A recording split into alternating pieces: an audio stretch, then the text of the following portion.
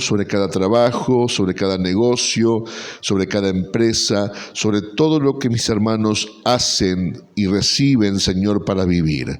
Dios mío, tú prosperas aquel cuyo pensamiento siempre en ti persevera. Tú le bendices, Señor. Tú siempre estás allí sobre aquel, Señor, que confía en ti. Por eso, Dios, confiamos en que esta siembra traerá sobre nosotros cosecha abundante para tu gloria. Y no solamente eso, sino que bendecirá tu casa. Gracias, Dios mío. Recibe nuestra ofrenda, fruto del esfuerzo del trabajo, y bendice los diezmos también, en el nombre de Jesús. Amén y amén. Le damos a Dios nuestra ofrenda de amor, de fe y de generosidad.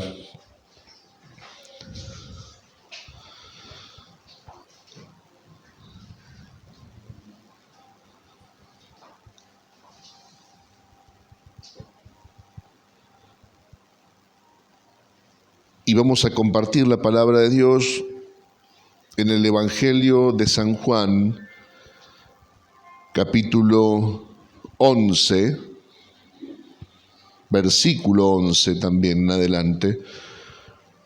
Pasaje muy conocido que habla de la resurrección. Son muchos versículos esta historia, pero para ir acotando un poquito, luego vamos a ir leyéndolos durante el sermón.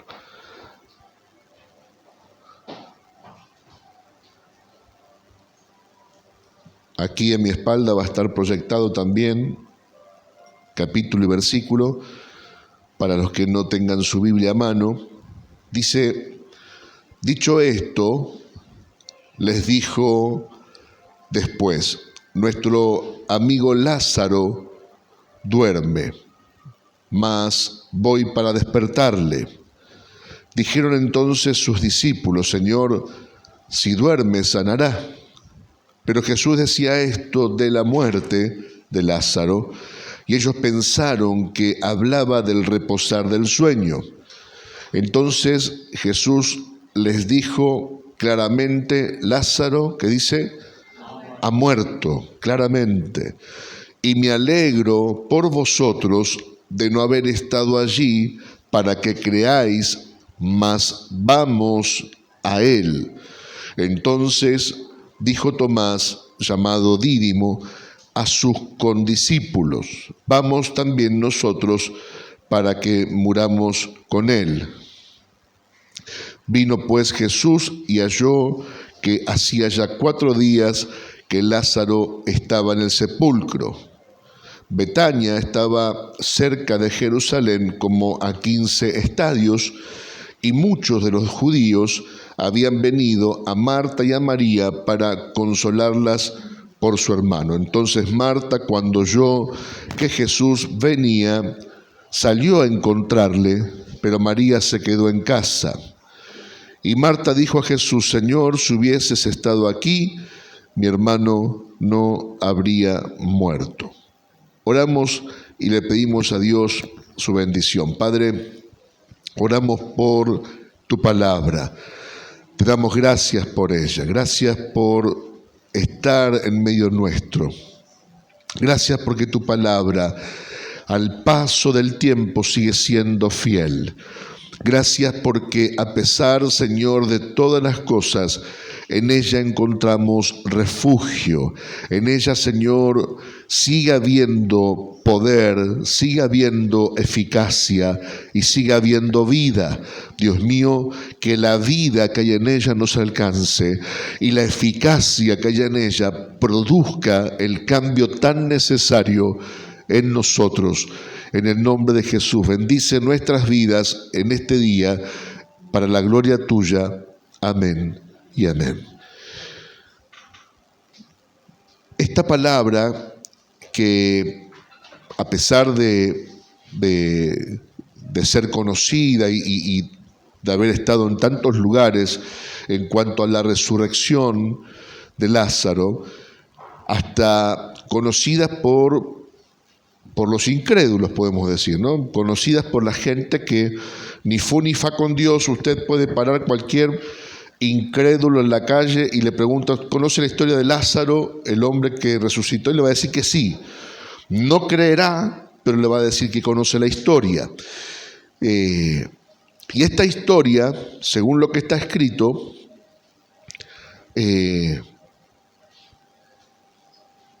pasó de la manera que Jesús lo enseña, o mejor dicho, de la manera en que Juan lo relata. Dice, en parte del texto que leí, que Jerusalén está a unos 15 estadios de Betania. Lo que sucede es que Jesús no está en Jerusalén. Jesús está mucho más lejos. Jesús está a unos 45 kilómetros. No se movía en vehículo, ni en moto, ni en nada.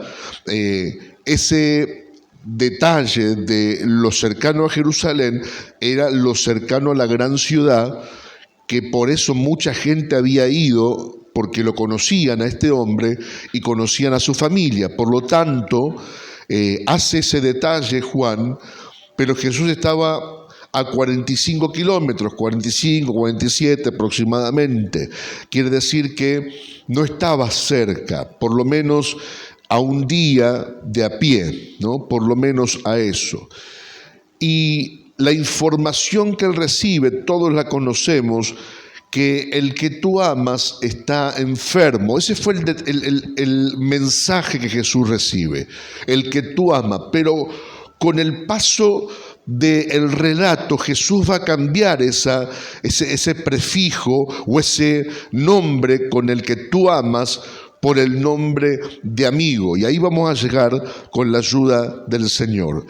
Querido hermano, este pasaje se centra en la resurrección. ¿Qué es la resurrección? Que lo muerto vuelva a vivir.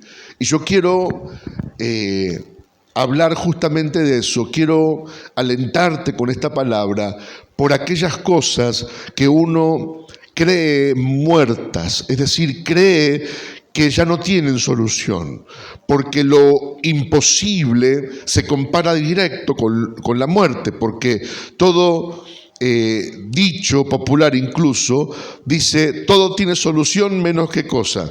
Menos la muerte. Es decir, que todo tiene solución. Es una manera de por ahí reducir un poco los problemas cotidianos, pero hay problemas que son netamente imposibles. Es decir, hay situaciones que son realmente imposibles de solucionar. Hay situaciones que uno, por más que le busque la vuelta, no tiene manera, no tiene recursos y no hay manera de resolverlo. Por ejemplo, alguna enfermedad incurable, alguna situación muy complicada, muy difícil, que uno dice y va a decir, no es posible, esto no es posible. Es decir, no hay manera, y uno empieza a pensar y a buscar dentro de sí, fuera también, a ver cómo tratar de que el impacto de lo imposible sea menor, porque a veces lo que queda es la resignación. Es decir, bueno, me resigno, ya empiezo a pensar mi vida sin esto, empiezo a pensar mi vida a pesar de esto y empiezo a tratar de pensar mi vida con esto que es imposible y con esto que lo veo como la muerte, lo veo como algo imposible de vencer. Bueno, Jesús venció la muerte en la cruz. Ahora, ¿cómo puedo decir que Jesús venció la muerte si Él murió?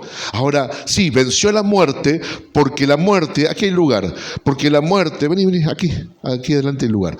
La muerte tiene como objetivo principal, ¿qué cosa? La separación. La palabra muerte significa separación. ¿Por qué? Porque se separa el cuerpo del alma. Esa es la palabra que se usa para muerte. Y la muerte era el final para todo. Ahora, ¿por qué digo que Jesús la venció? Porque en Jesús ya la muerte no es el final, sino es el paso a la eternidad. Es decir, ya no es el final de todo, mas es el paso a la eternidad. ¿Por qué? Porque la muerte era el pago por el pecado. La Biblia dice que la paga del pecado es muerte, mas la dádiva de Dios es vida eterna. ¿En quién? En Cristo Jesús. Quiere decir que Jesús es lo contrario al pago de la muerte. Jesús venció la muerte y en ese vencer la muerte nos da a nosotros el paso a la eternidad. Es decir, que nosotros cerramos los ojos aquí y cuando lo abrimos, estamos con el Señor en la eternidad. Eso es quitarle la autoridad a la muerte sobre el final de todas las cosas. Pero bien, nadie piensa en morirse. Usted le pregunta a alguno que está en sus cabales, le dice, ¿cuánto deseas morirte? No, yo no me quiero morir. ¿Por qué? Porque amamos la vida. Porque amamos la vida tal y como la conocemos, con nuestras idas y vueltas, con nuestras bendiciones y con nuestros problemas. Pero uno se aferra a la vida, ¿sí o no? Uno va a visitar a un enfermo en el oficio que tenemos nosotros como creyentes, como hijos de Dios. A veces vamos a visitar enfermos a hospitales y oramos por los enfermos, y el enfermo, aunque esté lleno de cables por todos lados y lleno de toda la atención médica, el enfermo se aferra a la vida. El enfermo no quiere irse. Y uno de este lado dice, pelea por eso, no pelea por eso, pero en algún momento sabemos que la pelea será inútil, porque en algún momento todos tendremos que pasar por esa etapa de la muerte. Todos deberemos pasar. No es hoy, será mañana, será dentro de 20 años, dentro de 100, pero deberemos pasar. A pesar de que ninguno quiere atravesar esa puerta. ¿Por qué? Porque a pesar de la fe, lo que es difícil de entender, lo queremos lejos. Lo que es difícil de comprender, lo que es oscuro para nosotros, lo queremos lejos, no nos gusta. Jesús nos muestra una cara distinta a lo que Él es. Jesús tiene una relación con esta familia. El evangelista Juan, versículos anteriores, lo trata de situar en tiempo y forma y cuenta que María la trata de ubicar de alguna manera y dice María, la que ungió los pies del Señor y los secó con sus cabellos. Es decir, pareciera que eso es lo que libera la acción del milagro. Pareciera que el evangelista está contando el porqué de lo que va a suceder ahora, pero lo que es en realidad es un relato, es a modo informativo para que la gente ubique quién es la persona, porque ese suceso usted lo va a encontrar en el Evangelio de Juan, un capítulo más adelante, recién en el capítulo 12, porque algunas cosas en la Biblia no son lineales en el tiempo, es decir, no pasaron justamente en un tiempo lineal. Usted va leyendo el capítulo 10, no es que lo que está en el 11 pasó después de lo que está en el 10, es decir, no todo tiene un orden cronológico en la escritura, pero me gusta cómo Juan la identifica. Juan dice, esta mujer es la que ungió a Jesús con sus lágrimas y los secó con sus cabellos. Es decir, uno recuerda rápidamente el pasaje bíblico, así la gente rápidamente entendía lo que leía la historia, de quién se trataba esta familia. Y también, ¿por qué no? Qué importante, es decir, cómo afectó Jesús su vida. ¿Cómo afectó Jesús el haber llegado a esa familia?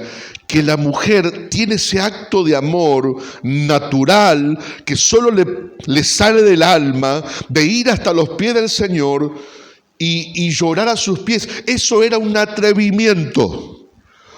Tocar a un hombre, para una mujer, tocar a un hombre, a un maestro de Israel como era Jesús, para bien de algunos y para mal de otros, pero era un maestro, era un atrevimiento enorme y tocar al Señor. Pero esta mujer va impulsada por su deseo de amor y de adoración y hace ese acto que quedó registrado hasta el día de hoy, con el cual Juan la identifica para que todo el lector que leyera sepa de quién estamos hablando. Y es extraordinario que te conozcan por tu adoración. Qué extraordinario que te conozcan por tu adoración a Dios. Que digan, ¿sabes quién es el hermano? Ese hermano que adora a Dios. Ese hermano que es siempre cuidadoso en la adoración. Esa persona, me dice, hablé con Juan. ¿Qué es Juan? Juan, este hermano que va a la iglesia. ¿Y cuál es el hermano? Ese hermano que canta con tanta... ya conozco quién es. Entonces, qué bueno que te relacionen por tu adoración a Dios. Lo cierto es que hay una situación. Marta y María mandan a buscar a Jesús, que está un día y tanto de a pie, y Jesús se demora 2 días más. Y así nos pasa a nosotros con situaciones que a veces debemos resolver y que confiamos en que Dios puede hacer algo y de repente no solamente que se tarda, sino que se produce lo inevitable.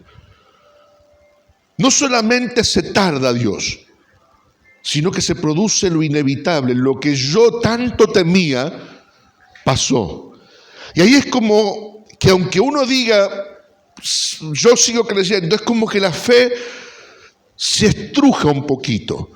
Es como que la fe se apretara, es como que el corazón y la fe y la esperanza se apretaran un poco y sufren las personas de la falta de fe o de la fe dañada o de la esperanza lastimada, porque esperanza es esperar a que algo pase, esperanza es esperar a que algo venga.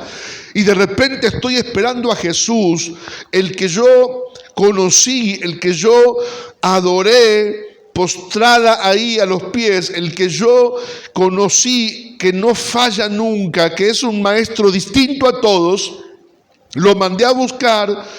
El mensajero me dijo que entregó el mensaje y fue satisfactorio, que Jesús le habrá dicho, ve en paz, tranquilo, está enterado, está un día de camino y va a venir. ¿Y qué pasó? Jesús no vino. Y ahí es donde la fe entra en guerra con la duda. Ahí es donde la fe del creyente entra en guerra con la duda. Y cuando entra en guerra la fe, nunca va a faltar alguno que se quiera aliar a la incredulidad y te diga, ¿y dónde está tu Dios? ¿Y no era que Dios iba a obrar? ¿Y no era que Dios te iba a salvar de esta? Porque cuando uno cree, confiesa, ¿sí o no? Cuando uno cree, confiesa y sin temor a equivocarnos, confesamos, decimos, Dios se va a mover. Quédate tranquilo, Dios lo va a hacer. Y cuando no lo hace, tenemos el vuelto, ¿no? ¿Y dónde está Dios? ¿Y qué pasó que no hizo lo que vos dijiste que iba a hacer? Así estaría el ambiente en Betania. Todos esperando que Jesús venga. Todos esperando, porque lo dice el texto, todos esperando.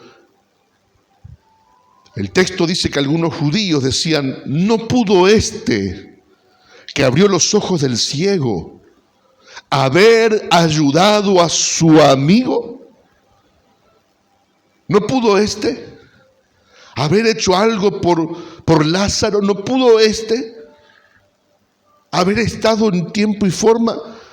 En otras palabras dice, es un farsante. En otras palabras están diciendo, Jesús es un farsante. Él dice, pero no hace. Muchos creen que Él puede, pero la verdad puede o no puede, o quiere y no quiere, no lo sabemos. Pero nadie cabalmente, en su sano juicio, puede correr lo que lo que puede hacer, no hacerlo. Uno diría, qué egoísta que es. Así pasó. Empezaron a hablar en desmedro de Jesús. Empezaron a hablar y a socavar la credibilidad de Cristo. Y Jesús lo hizo a propósito. A propósito, porque dice la Escritura, y esto hoy como decimos comúnmente, con el diario del lunes, decimos, a mí no me va a pasar. Somos como Pedro. Pedro le dijo a Jesús, ven acá. Y estaba Pedro ahí y le dijo, antes de que el gallo cante, me negarás 3 veces. Jamás. Jamás. Hasta la muerte te voy a acompañar, si es necesario. ¿Y qué pasó? Conocemos la historia, ¿no? ¿Lo negó o no lo negó? Y si yo le diría a usted, usted también se va a desenamorar de Jesús cuando Él no le responda. Usted va a decir, jamás, jamás. Pero cuando hacemos memoria, estamos pateando tachos como Pedro, ¿no? Estamos pateando piedras como Pedro. Estamos diciendo, porque no nos gusta que las cosas no salgan como nosotros queremos o como nosotros hemos pensado.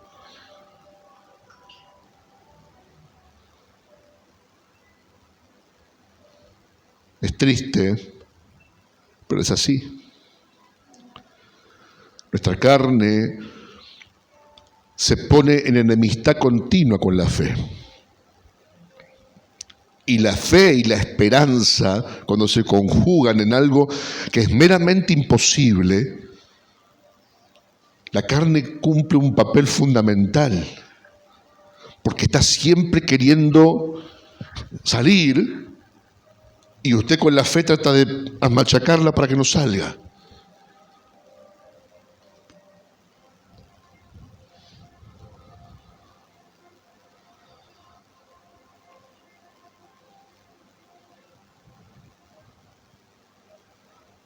Fíjese lo que dice Jesús, que es duro y controversial para muchos de nosotros. Versículo 14. Entonces Jesús le dijo claramente, Lázaro ha muerto. Y el versículo 15 que dice, y me alegro. Ay, Señor, ¿en quién hemos creído? ¿En quién hemos creído que te alegras de nuestra desgracia? Que te alegras de que pasó lo inevitable, que te alegras de no haber llegado a tiempo, que te alegras de haberle faltado a esas 2 mujeres. Y me alegro por vosotros, dice, de no haber estado allí. Eso lo llego a decir yo como pastor y usted no viene más a la iglesia. ¿Qué le pasó, hermano? Tal cosa, pastor, me alegro de no haber estado ahí para orar por usted. ¿Cómo va a decir eso? Lo dice el Señor y usted dice, amén, Señor, amén. Amén.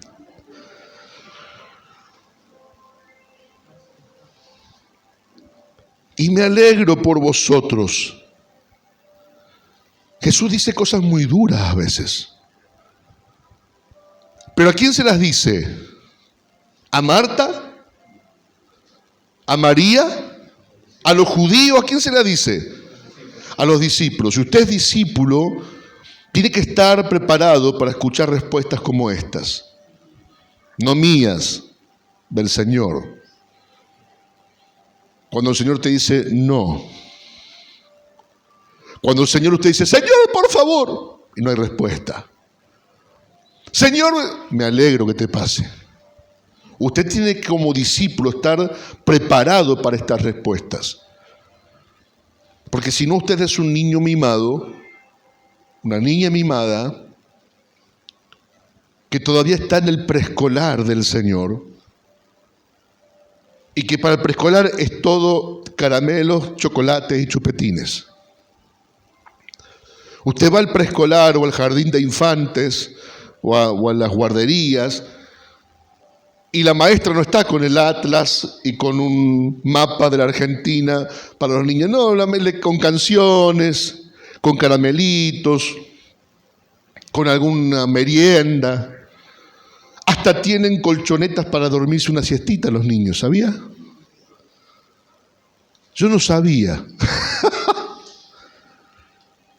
Y cuando Alma era bebé, un día la fui a buscar, bebé, tenía 3 años, ya iba al jardín de infantes. Y un día la voy a buscar, me dice, la maestra está durmiendo. ¿Cómo durmiendo? ¿Cómo durmiendo? Sí, tenían ahí unas cunitas, tenían unas colchonetas. Entonces los tipos cuando tenían sueño, se echaban ahí un ratito y las maestras los dejaban dormir. Pero esto no es un lugar de enseñanza. Son niños, son chicos. Bueno, así nos pasaba a nosotros en la fe. Cuando éramos niños, el Señor llorábamos, nos daba un chupetín, nos daba un chocolatito, nos dejaba dormir un ratito, no pasaba nada. Pero ahora ya no somos niños, ya somos discípulos. Y ya tiene que enseñarnos de la manera que hay que enseñarnos. No puede el profesor en la universidad decirle, acuéstese un ratito si tiene sueño, ¿no? Échese un ratito ahí, y el grandulón, 30 años echado ahí en el salón. No puede, no se puede. Tiene sueño, vaya a su casa, duerma en su casa. Pero Jesús a los discípulos le habla para formarlos. La fe tuya y la mía debe ser formada. ¿Y sabe cuando se forma? Se forma en lo adversario, en la adversidad, en lo adverso, en lo contrario, en el problema, en el fuego, en el horno. Ahí se forma nuestro carácter. Ahí cuando el Señor nos dice que no, y a Él no solamente le bastó decir que no acá, sino que dijo, me alegro por ustedes de no haber estado allí. Ahora, ¿por qué? Porque nosotros sabemos lo que pasó. ¿Qué pasó? Resucitó el muerto. Resucitó el muerto. Quiere decir que cuando Jesús no actúa hoy en favor de lo que nosotros estamos pidiendo, que hay algo más adelante que Él ya pensó. Si Él no está respondiéndote hoy de la manera que estás esperando, por tu desesperación, por tu momento de angustia, por ese imposible, por ese sepulcro inminente, por ese muerto que se está muriendo, y hablo figurativamente, por esa situación que parece sin solución y Jesús no te responde, está pensando en algo que es muy distinto a lo que estás pidiendo.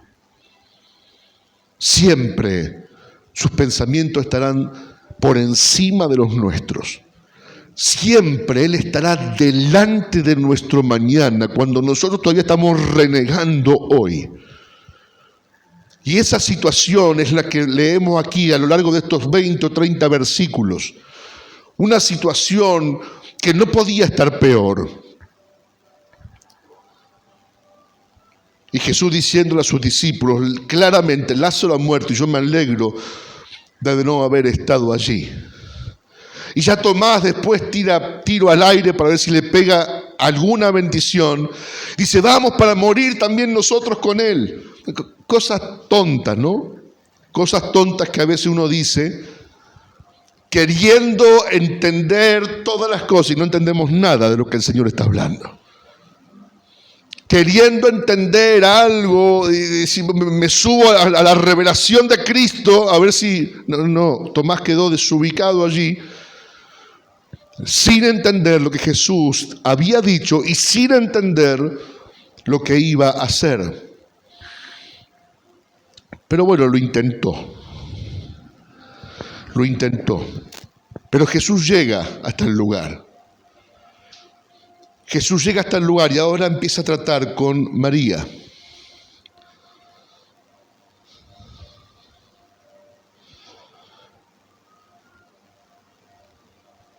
Primero viene Marta en el versículo 20. Cuando oyó que Jesús venía, salió a encontrarle, pero María se quedó en casa. La que había adorado antes, la que había llorado a los pies de Jesús, la que había adorado a Jesús como el Cristo, se queda en casa ahora. La que se sentaba a escuchar las palabras de Jesús, mientras la otra hermana hacía lo que podía para agasajarlo, ahora decide quedarse en su casa. ¿Cómo lo ve eso usted? Se empacó. Dijo, no, yo no voy a ir. Hace 2 días te esperaba, no ahora. Y se quedó. Porque hasta el mejor adorador tiene luchas con su incredulidad. Tiene luchas con su carne, tiene luchas con su ser interior. Y se quedó. Y la más carnalita sale a recibir a Cristo. Se cambian las cosas a veces. La más afanada y turbada es la primera en salir a recibir a Jesús, sin importar qué viene a decir, sin importar qué viene a hacer, sin importar nada, pero ella va. Por eso hay que tener un poco de Marta y de María. No ser tan Marta, ni tampoco tan María. Tener ahí un equilibrio, un poquito de Marta, un poquito de María. Un poquito de correr para todos lados y un poquito de adorar a Dios. Porque a veces es necesario tener gente que corra para todos lados.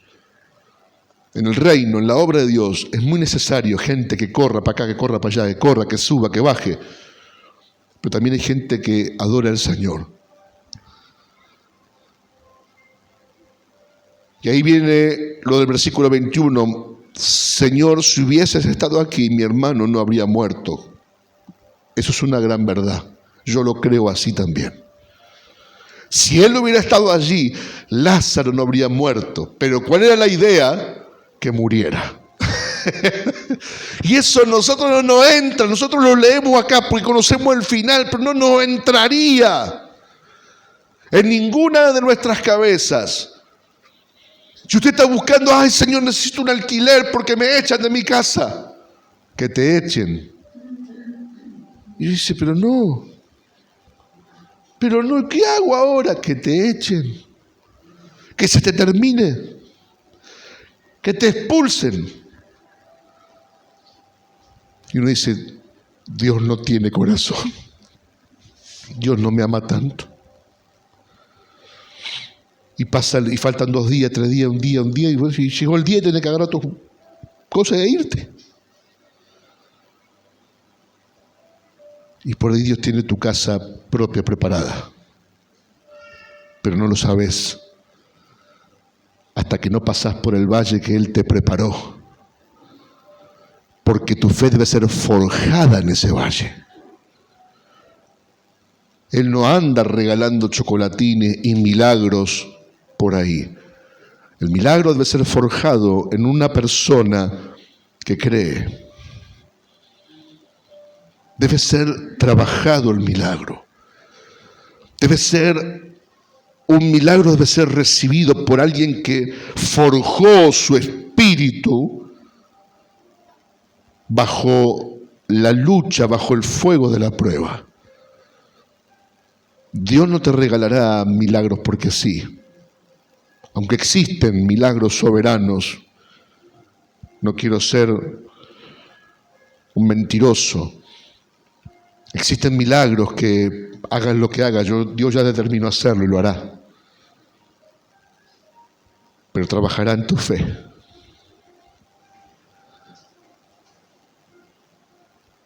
Mas también sé ahora que todo lo que pidas a Dios, Dios te lo dará. Porque seguramente estuvieron pidiéndole a Dios que venga Jesús.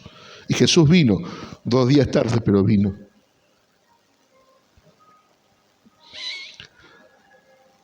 ¿Sabe por qué es bueno esto? Porque tiene que alentar tu fe, esta palabra.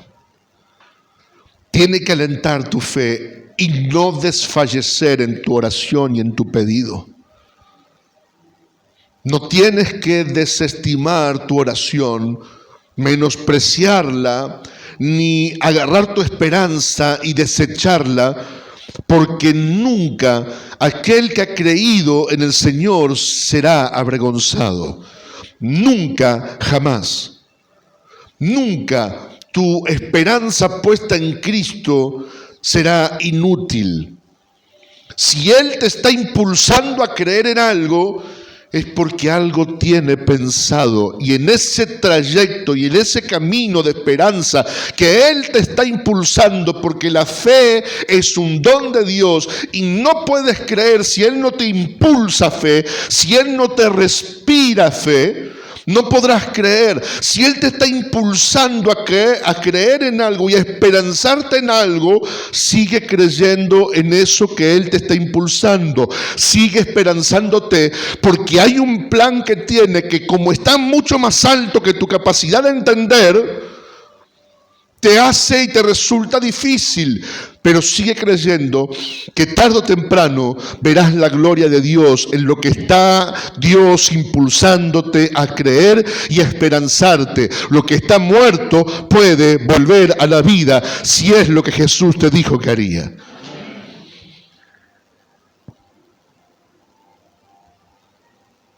Marta,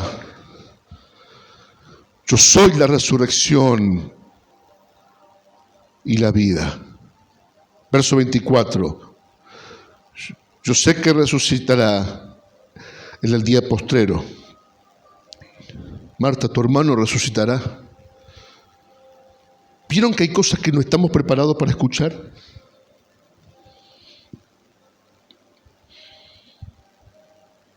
Tu vida va a ser abundante, sí, Señor, pero en la vida eterna.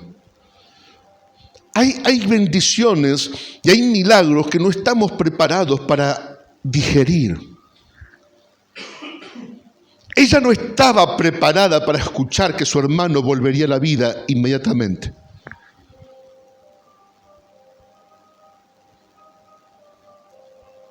Ella creía que iba a resucitar, pero en el día del juicio, cuando todos los hombres resuciten. Por eso hay milagros que si Dios no determina hacerlo, si fuera por nuestra fe, no lo recibiríamos. Pero Él determina ciertas cosas en nosotros y solamente tenemos que seguir la corriente. ¿Escuchó eso?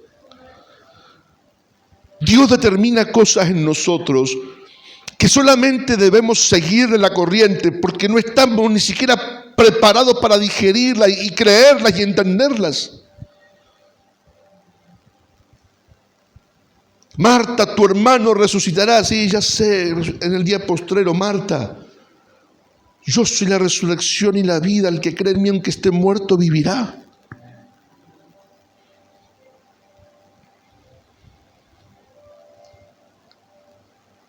Todo aquel que vive y cree en mí no morirá eternamente. ¿Crees esto?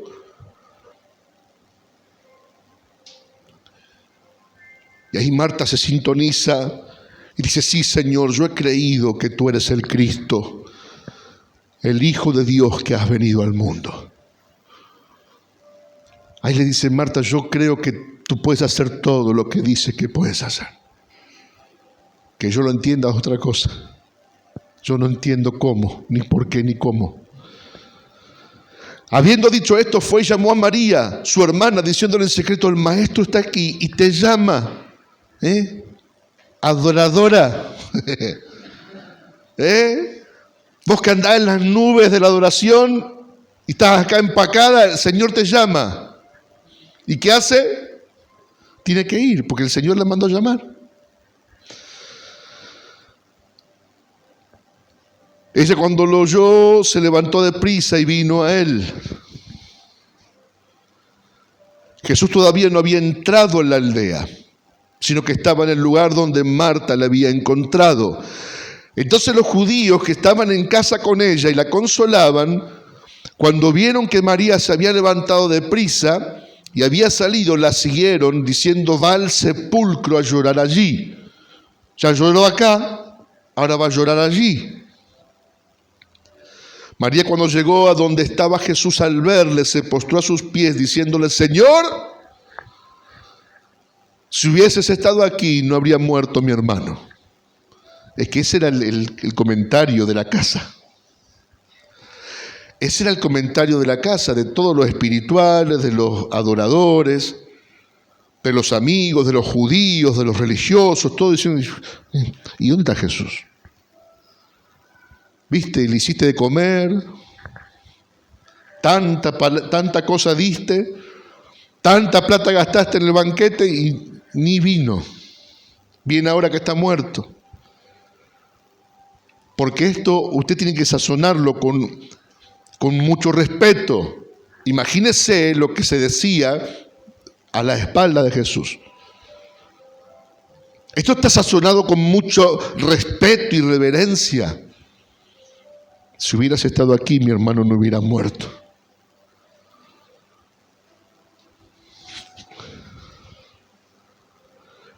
Jesús entonces, al verla llorando y a los judíos que la acompañaban también llorando, mire qué tremenda palabra, se estremeció en espíritu y se conmovió.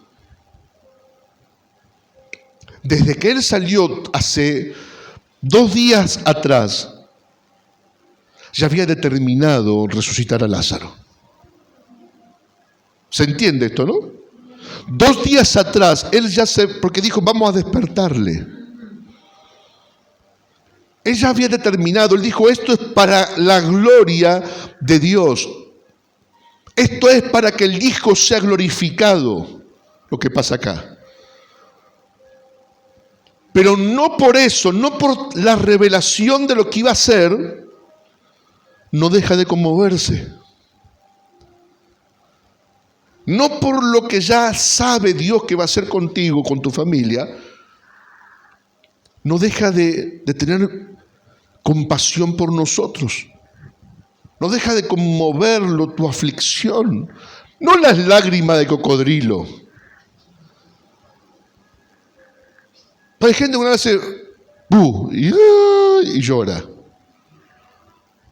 ¿Sabe por qué le dicen lágrima de cocodrilo? Porque el cocodrilo se está comiendo la presa y llora. Se está comiendo al venadito ahí. Lo está destrozando y le caen las lágrimas. No son lágrimas de sentimiento del alma. Son lágrimas mecánicas que se activan por la mordida del animal. Entonces a veces decimos lágrimas de cocodrilo. Pero cuando hay un alma que está desesperada, que está en angustia, que está en necesidad, que está necesitada del socorro de Dios, no deja Dios de conmoverse. No deja Jesús, que dejó el cielo para tomar la forma de hombre, para entender al hombre y para poder redimirlo sobre todas las cosas, para poder pagar por él los delitos y pecados, pero dentro de ese estuche de carne que él adoptó como su cuerpo, también había compasión, también había manifestada la debilidad humana. Esa debilidad que nos reduce a nada. Entonces Jesús vio que todo el mundo estaba sufriendo y se compadeció. Fue conmovido, se estremeció en el espíritu, es decir, le tembló el espíritu.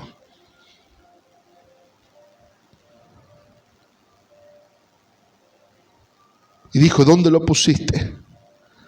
Señor, ven y ve.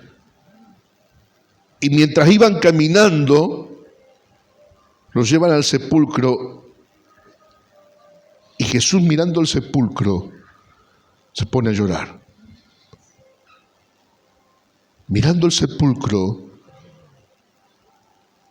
En ese contexto de sufrimiento, Jesús se pone a llorar. Dios, en la persona y en la forma de hombre, lloró conmovido de tristeza.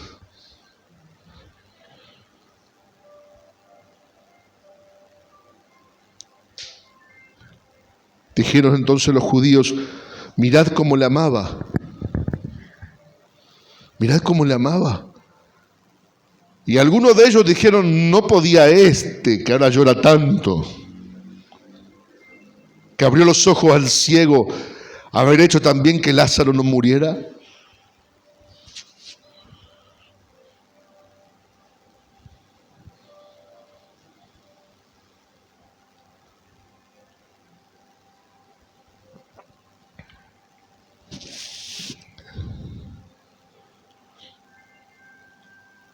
Pero Jesús, por el verso 11,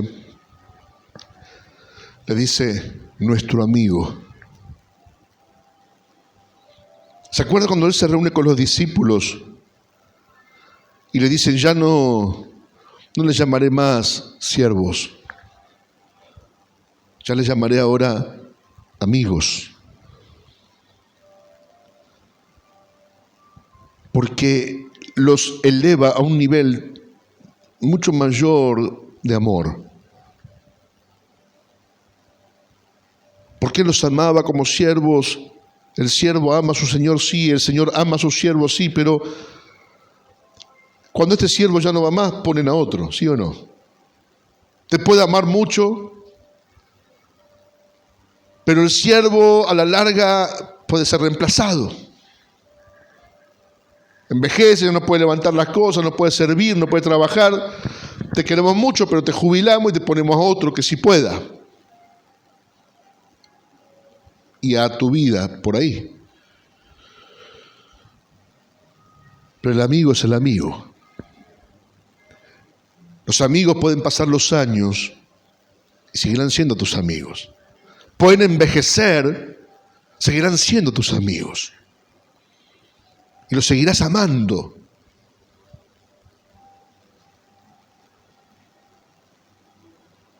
Puedan o no ayudarte, seguirán siendo tus amigos.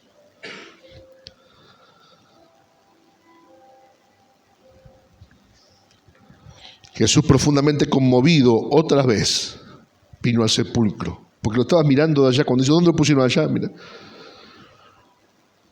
Y ahí lloró. Pero ahora siguió caminando hasta el sepulcro. Era una cueva y tenía una piedra puesta encima. Dijo Jesús: quitad la piedra. Marta, la hermana del que había muerto, le dijo: Señor, hiede ya, porque es de 4 días. ¿Se da cuenta cómo todavía no entendió lo que Jesús habló con ella minutos atrás? Él le dijo: Marta, tu hermano resucitará, ¿crees esto? Sí, yo creo que eres el Cristo. Y toda la confesión de la teoría, ella la había hecho bien, pero todavía no comprendía lo que Jesús quería decir o quería hacer. Maestro, ya hiede, ya no, dejémoslo ahí, como está. ¿Para qué vamos a correr la piedra? Ya no se puede entrar.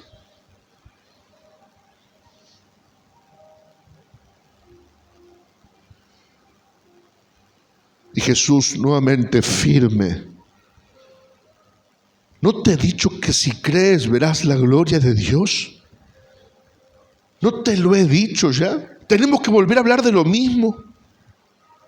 Tenemos otra vez que tener esta misma conversación que tuvimos recién, hace un ratito otra vez. Me dijiste que sí, que creías que yo era el Cristo, el Hijo de Dios que vino al mundo. Pero ahora voy a hacer algo extraordinario y me decís que no vale la pena.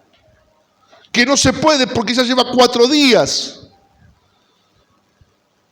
Había una parte de los judíos y una creencia que el alma o el espíritu del hombre daba vueltas aquí en la tierra por 3 días. y luego subía al seno de Abraham.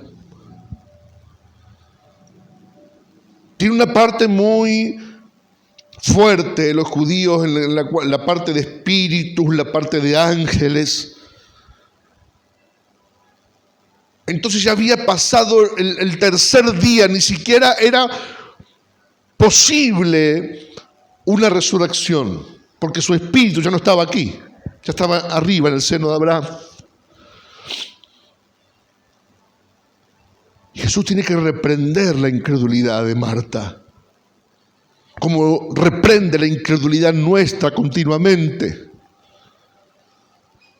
Porque hoy creemos y mañana no creemos. Hoy creemos cuando estamos por recibir. ¿Será que será? ¿Será que será? Hoy creo, pero mañana donde me agarre un lunes medio, no sé si voy a creer. No sé si sigo creyendo, no sé si sigo abrazando la fe. Marta, ¿no te he dicho que si crees verás la gloria de Dios? Y ya no le respondió nada, ya se quedó ahí, porque ¿qué va a responder uno? Debes creer, mi hermano, debes creer. Debes creer, debes abrazar eso. No te importan los judíos, entre comillas, que quieren apagar tu fe. No te importe como los judíos que rodeaban a estas mujeres que quieren apagar su fe. No te importe la gente que te rodea que quiere apagar tu fe. No importa si te piden pruebas, no te importa si cuestionan tu esperanza. Debes seguir creyendo. Debes mantenerte en lo que has creído, debes confiar en Jesús, debes creer que eso se va a resolver, por más que parezca imposible, se va a resolver. Si Dios te impulsa a creer, no abandones esa esperanza. Entonces quitaron la piedra donde había sido puesto el muerto y Jesús, alzando los ojos a lo alto, dijo: Padre, gracias te doy por haberme oído. Yo sabía que siempre me oyes, pero lo dije por causa de la multitud que está alrededor, para que crean que tú me has enviado. ¿Qué es lo que oyó el Padre de Jesús? Gracias porque siempre me oyes.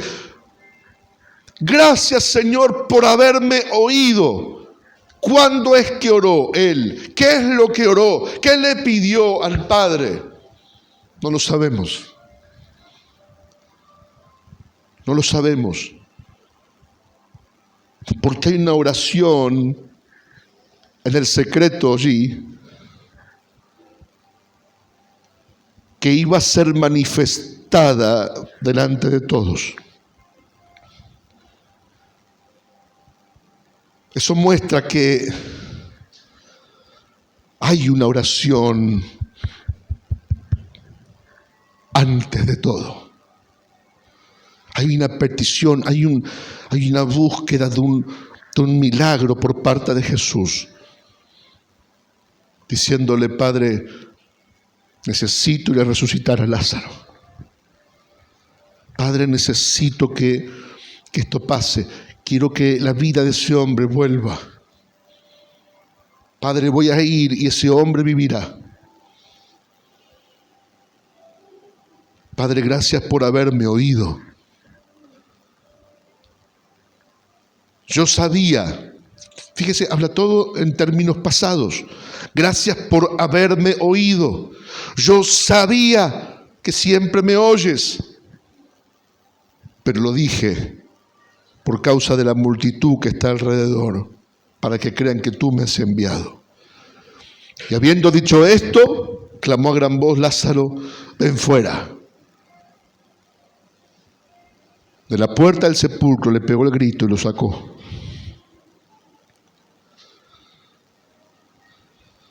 Y el que había muerto salió, atada las manos y los pies con vendas y el rostro envuelto en un sudario. Y Jesús le dijo: desatadle y dejadle ir. Entonces muchos de los judíos que habían venido para acompañar a María y vieron lo que hizo Jesús, creyeron en él. Mi hermano, ¿qué es lo que te pone hoy en un aprieto de fe? ¿Qué es lo que hoy te pone en un aprieto en tu esperanza? ¿Qué es lo que hoy te encierra y te quiere ahogar el corazón con dudas y angustias para poder frenar tu fe? Primero quiero decirte que Dios no improvisa, siempre lo digo, Dios no improvisa. El milagro que vas a recibir, Él ya lo pensó.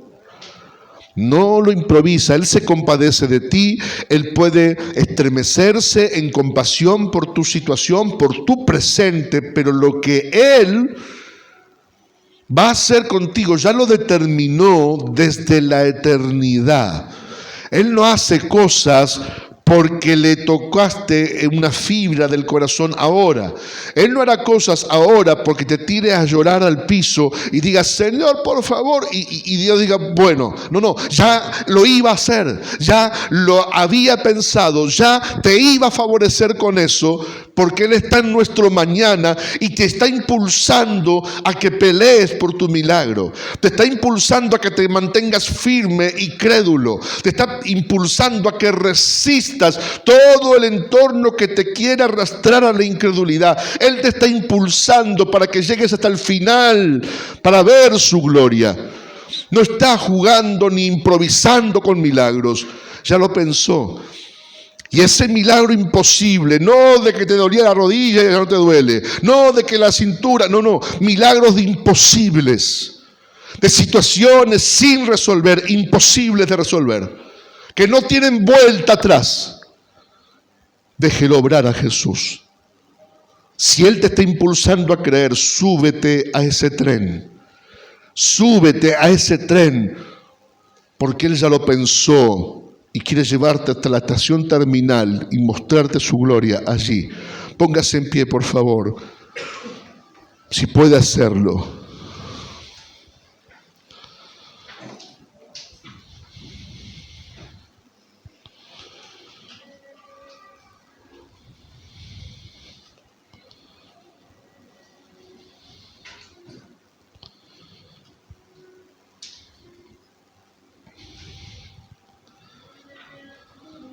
¿Cómo es que pasa esto?